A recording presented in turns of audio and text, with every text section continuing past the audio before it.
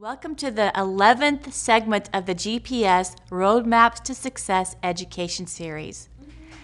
People you will meet along the way. I can't even believe that we're at number 11.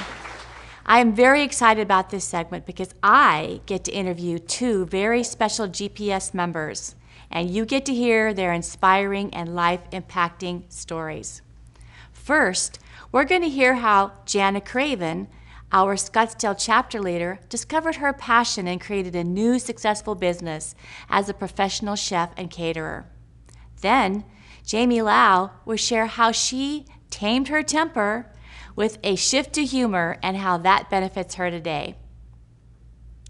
As a means of introduction, I'm going to share with you why I chose Jana Craven as an interviewee for this segment. She is a young woman seeking out her direction in life. As she begins a family and takes steps toward her independence, she found her passion in cooking and made a decision to draw strength, information, experience, and training from strong, skilled women to push forward into a catering business. She will share with us her baby steps, missteps, struggles, and successes as she launches this new business and pushes forward, following her dreams. Ladies, welcome Miss Jana Craven. Thank you, Debbie. Thank you so much, Debbie. I can't tell you how much this means to me to be here today, to share with GPS everything that I've learned and hopes that they might find something too. I am so excited about what you have to share, so I'm going to jump right into your first question. All right. You've shared with me that you have had a passion for cooking most of your life. How do you take a passion like that and turn it into a business? That's a great question, Debbie. You know, my father was an ex-pastry chef before my time. He was also trained by the military as well. And my sister from Austin, she's also a pastry chef as well. So as you can see, cooking's in our blood. And some time ago, I knew my truth. I knew what was going on in my life. And I really struggled with depression as well. And I really just felt like everyone around me had their dreams coming true. And even though that my life was gorgeous, I had a new baby. And also I was, just about to jump into marriage. And I felt that I wanted something that made me happy. And with my depression, I found cooking again. I cooked anything and everything I could get my hands on, and I fell in love with it. And this education series has also helped me tremendous. The first start of it, where you find out where you are and then where you're heading, it really just grasped onto me that I needed to do this. That is wonderful. Excited. So it seems like GPS helped you get back from not only depression, but helped you focus on using your true to make this into a business. Yes, Okay. it did. You know, I am also a co-leader at the North Phoenix chapter, for those that don't know, and I knew that not only did I have to really put my face on, but I knew that there was other women that needed my support and needed my guidance. And when I would get up every morning and have Riley come in and say, "Good morning, Mama," I knew that I had to get up. I had to get up for him, but I also had to get up for my girls in GPS. Because no matter how bad I looked at my life and how the struggles that I was having and the depression moments that I had, there was one person in that chapter that I knew needed me. And I knew that my story and her story never compared. And so GPS, with their love and their support that we have an amazing network of organization. We not only help with referrals, but we help with that love and that support, and we really take our women in and we really just make them shine. That's amazing. So you had mentioned about your family, your little boy, your parents, your sister, and of course Devin, your honey. How did that impact decisions that you made in your life to move forward with this business? Well, they're one of my driving forces. I have always wanted to be a great mom. I wanted my son to tell all of his friends and to grow up knowing that my mom did something great and my family did something great. And Devin started his career in HVAC, and I wanted to start my own career. And so Devin and I, we sat down and I said, I want to do this. I want to start this. I had mentors that guided me. I have a long list of mentors.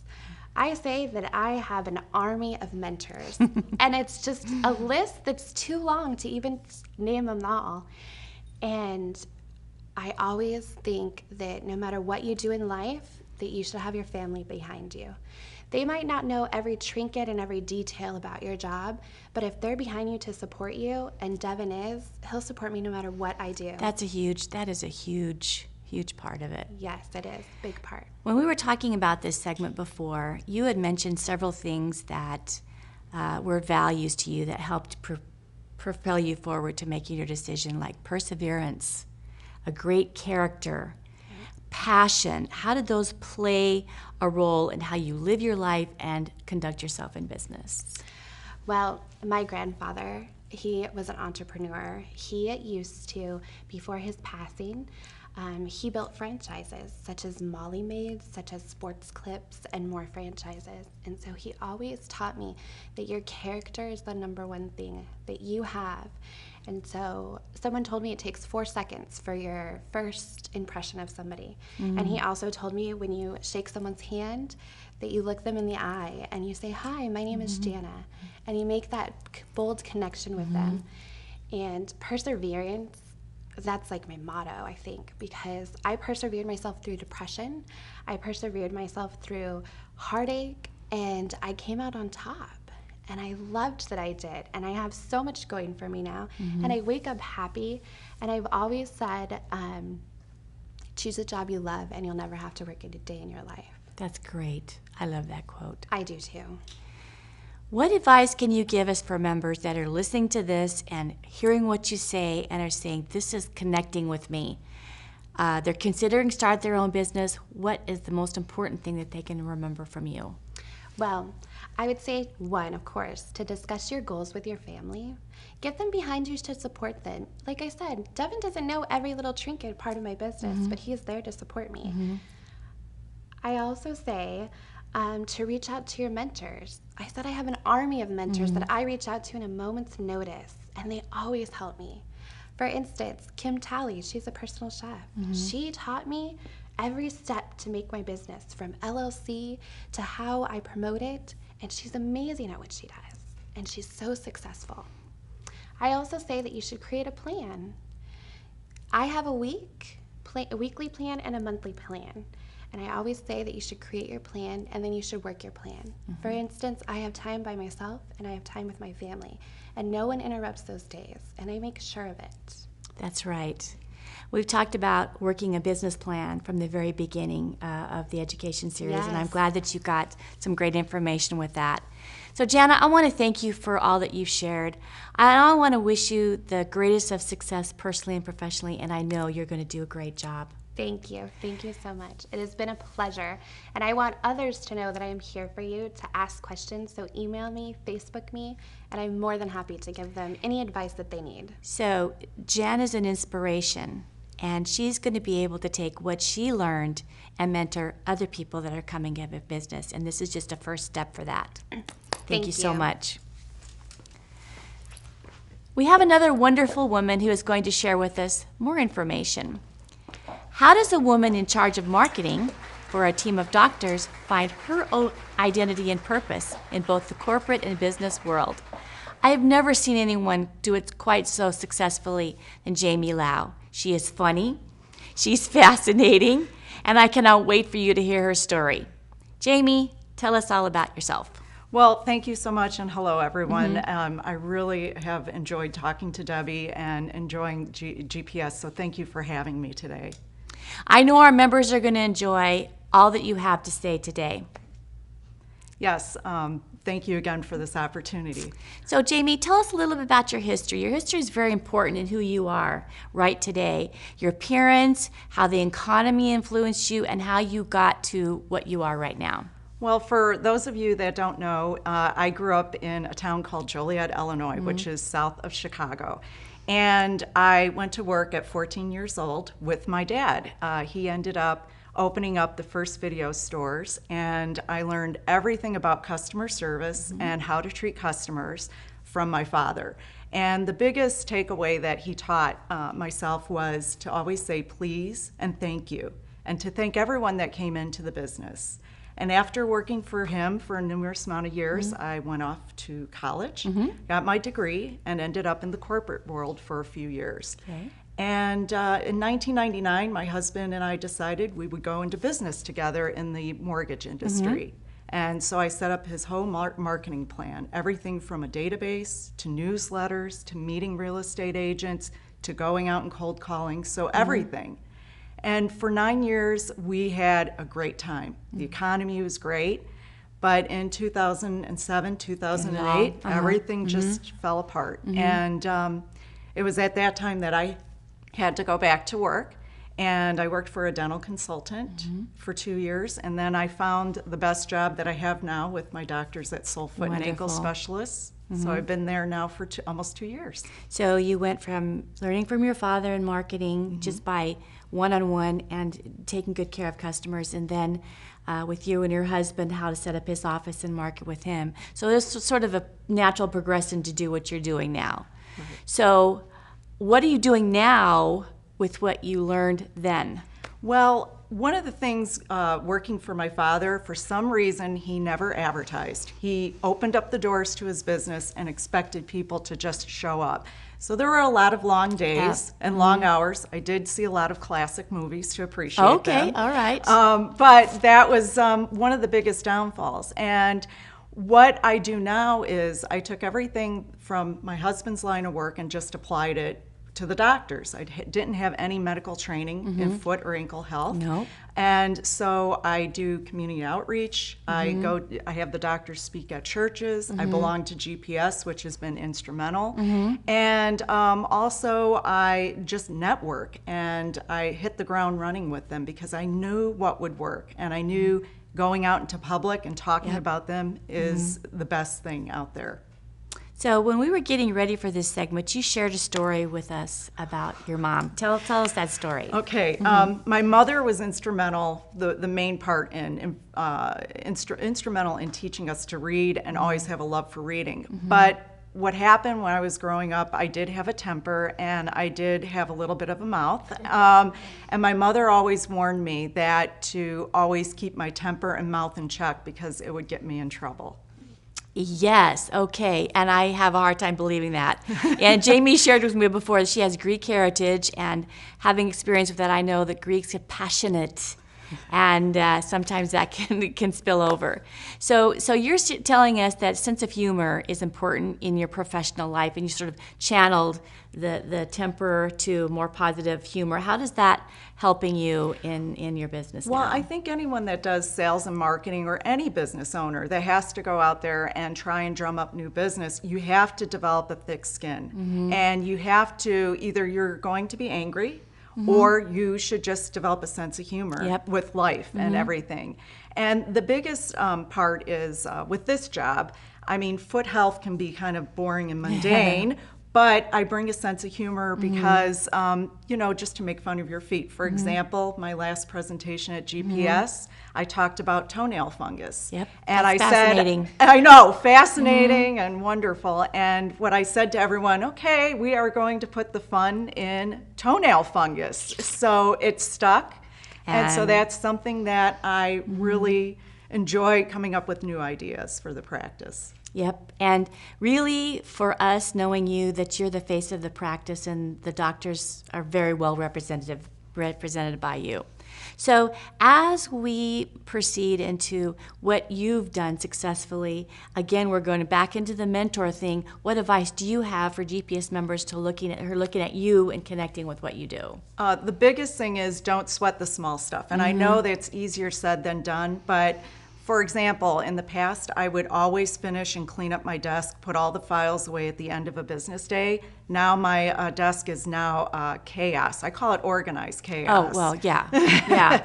And the other thing is live in the present. Be mindful of what's going on today. Don't dwell in the past, because that will just either give you depressed, get you angry, and just keep moving forward. Yes. And then enjoying what you do. I love marketing. I love every aspect of marketing. I love working for my doctors. I believe they are the best, competent doctors, and even the staff. And I just enjoy that. and I enjoy meeting new people. Yes. And enjoy going out there. And it gives people confidence and knowing that your referral that you're giving to these doctors are going to get what you say they get. Exactly. And that is good for them.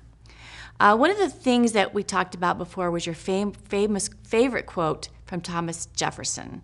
Can you tell us that quote and why it's your favorite? Well, I'm a great believer in luck, and the harder I work, the more luck I have. And I came across this quote a few years ago when I worked with my husband in the mortgage industry, and I put it in the newsletter, but I even wrote it out because I thought that is just a wonderful quote.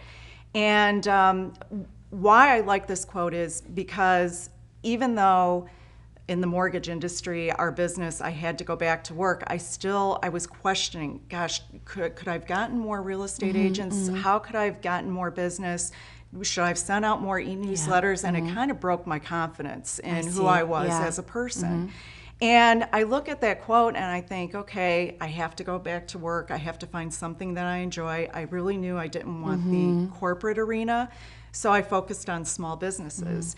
And my philosophy is the harder I work and the more success I see is on the back end. When patients are happy, when I talk to people that came to the office and saying everyone is happy with the service, the staff, myself, the doctors, and it's a complete package. And I attribute that to success. So then in a nutshell, it basically is that you created your own luck, that you made it happen for yourself because that's what you believed in. Exactly. So do you have any final words for our members as they go through their professional and personal lives about how these things that you learned can help them? I definitely would recommend talking to other fellow GPS members. We have a wonderful organization, thanks to Debbie and all the team that's involved, all the chapter leaders. They will be your biggest sounding board in case you need any business advice. Yep. The other thing is always be learning. Don't be afraid to jump into technology. Technology right now, it might be difficult for some people, but learn. See what your business has to offer. Go to free training classes. Even team teach with another fellow GPS member because that's important. And the final thing is always have courage. Have courage to think out of the box. Have courage to even come up with a special plan or a special sale and run it by someone in GPS. You might think it's the strangest idea, but then you just tell someone about it and it just blossoms. Okay. Yeah, I've seen that happen 100 times. Just to play on that quote that you just said, I shared with my group the other day that I saw a quote just someone driving in front of me, and I'm like, oh, I had to get closer and see it. It said, live your life as if there were no midnight, and it's attributed to Cinderella. And I thought that's kind of indicative of what you just said. Don't be fearful that you can do this, and I think you've given us some great information, and I want you to keep us posted, and you will post on your continued success, so thank you so much. Well, thank you, and thank you to anyone in GPS. If you ever needed to contact me, you can just call me or contact me by email, but thank you, Debbie, for this opportunity. You're so welcome. And both Gianna and Jamie are available to give you all the information that you need. And again, they are the give first, share always that we have for GPS. These gals are a perfect example of what that is. So this is one of our most interesting segments. We had fun putting it together. We had some great conversations, and I hope that the finished product is something that you can use right away. I hope you enjoyed hearing from these ladies. We look forward to hearing from you and getting your feedback. Your feedback is so important to let us know how you feel about this. It's hard to believe that the next month is the last, or the 12th of our first 12 segments in this education series. This is definitely a time to celebrate, to share, and enjoy the journey. It's a common misnomer that giving away your success secrets will somehow be negative for you. This is not true. There is plenty to go around for everyone. In the next segment, this last segment of the year, we celebrate all that the journey has brought us and opened the road for even more abundance.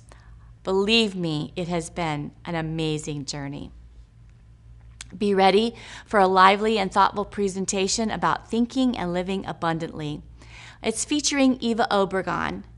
Eva Obregon had some life challenges when she lived in California, so she left there and moved to Arizona.